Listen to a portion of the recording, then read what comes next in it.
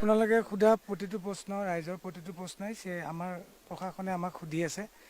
এবাৰত এনেকৈ ঘপককৈ ক'ব নোৱাৰি। 12 ঘণ্টা 15 ঘণ্টা জোৰা আমাক জেৰা চলাইছে। আজি আকৌ মাতিছে, আমি আকৌ সহযোগ কৰিবলৈ আহিছোঁ। গোটেইকেইজনক যিকেইজনক মাতিছে আৰু নিৰ্দিষ্ট কাললৈকে জীৱনৰ শেষ মুহূৰ্তলৈকে মোক যিমানবাৰ মাতিব, যেনেকৈ মাতিব, যি কাৰ্যতে মাতিব, মই তেওঁলোকক পূৰ্ণ সহযোগিতা জনাম বুলি প্ৰতিশ্ৰুতি দিছোঁ। আৰু আপোনালোকৰ প্ৰতিটো উত্তৰ আপোনালোকে অকণমান সময় দিয়ক। এতিয়া তদন্ত চলি আছে, যিহেতু তদন্তৰ কিছুমান তাগিদা থাকে যে সব কথা মুকলিকৈ ক'লে তদন্তত হয়তো কোনোবা জেগাত তেওঁলোকৰ অসুবিধা হ'ব। ক্ষিপ্ৰগতিত আগবাঢ়িছে। ময়ো বিচাৰোঁ দাদাই প্ৰত্যেকটো কথা আপোনালোকে কোৱা প্ৰত্যেকটো কথা ন্যায়। দাদা মোৰো দাদা, যোনে জানে আপোনালোকে মোৰো দাদা হয়, ইমান বছৰে দেখিছে। দাদাই ন্যায় পোৱাটো মোৰ অন্তৰেদি, মোৰ ঘৰৰ, মোৰ আত্মায়ো বিচাৰে দাদাই ন্যায় পাওক। আৰু তাৰ কাৰণে মোৰ কৰিবলগীয়া যিখিনি আপোনালোকে যেনেকৈ আহিছে, মোৰ কৰিবলগীয়া যিখিনি প্ৰশাসনক সহায় মই কৰিবলৈহে আহিছোঁ। ধন্যবাদ। কালি মুখ্যমন্ত্ৰী ডাঙৰীয়াই এটা কথা কৈছে যে হত্যাকাণ্ডৰ শব্দটো উল্লেখ কৰিছে। আচলতে সঁচা কথা ক'বলৈ গ'লে মোৰ হাতত কোনো মোবাইল নাই, মোৰ সকলো বস্তু চিজ কৰা হৈছে। কাৰণে মই বাকী খবৰখিনি মই গম নাপাওঁ, আপোনালোকৰ মুখে দিয়ে গম পাইছোঁ। ইয়াত আপুনি গোটেই যিটো বিষয় তাত কাক দোষী বুলি ভাবে আপোনাৰ মতে?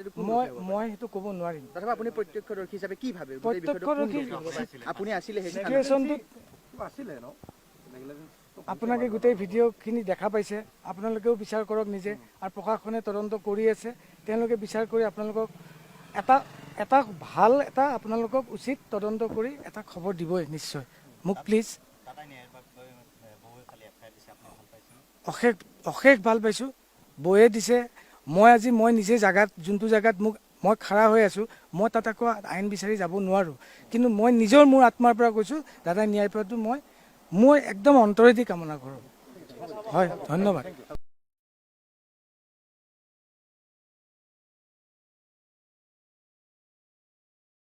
আপোনালোকে সোধা প্ৰতিটো প্ৰশ্ন ৰাইজৰ প্ৰতিটো প্ৰশ্নই আমাৰ প্ৰশাসনে আমাক সুধি আছে। এবাৰত এনেকৈ ঘপককৈ ক'ব নোৱাৰি। 12 ঘণ্টা 15 ঘণ্টা জোৰা আমাক জেৰা চলাইছে।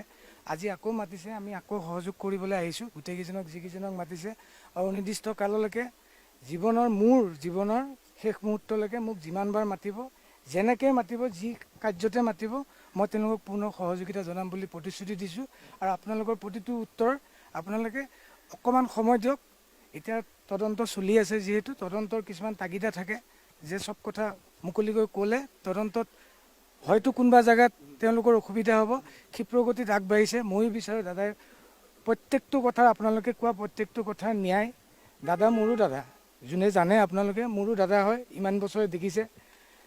দাদাই ন্যায় পোৱাটো মোৰ অন্তৰেদি, মোৰ ঘৰৰ, মোৰ আত্মায়ো বিচাৰে দাদাই ন্যায় পাওক। আৰু তাৰ কাৰণে মোৰ কৰিবলগীয়া যিখিনি আপোনালোকে যেনেকৈ আহিছে, মোৰ কৰিবলগীয়া যিখিনি প্ৰশাসনক সহায় মই কৰিবলৈহে আহিছোঁ। ধন্যবাদ।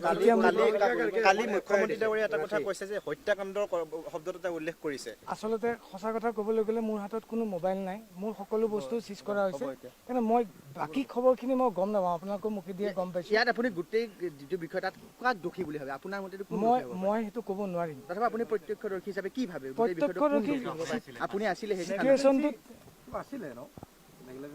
আপোনালোকে গোটেই ভিডিঅ'খিনি দেখা পাইছে। আপোনালোকেও বিচাৰ কৰক নিজে। আৰু প্ৰশাসনে তদন্ত কৰি আছে, তেওঁলোকে বিচাৰ কৰি আপোনালোকক ভাল আপোনালোকক উচিত তদন্ত কৰি এটা খবৰ দিবই নিশ্চয়।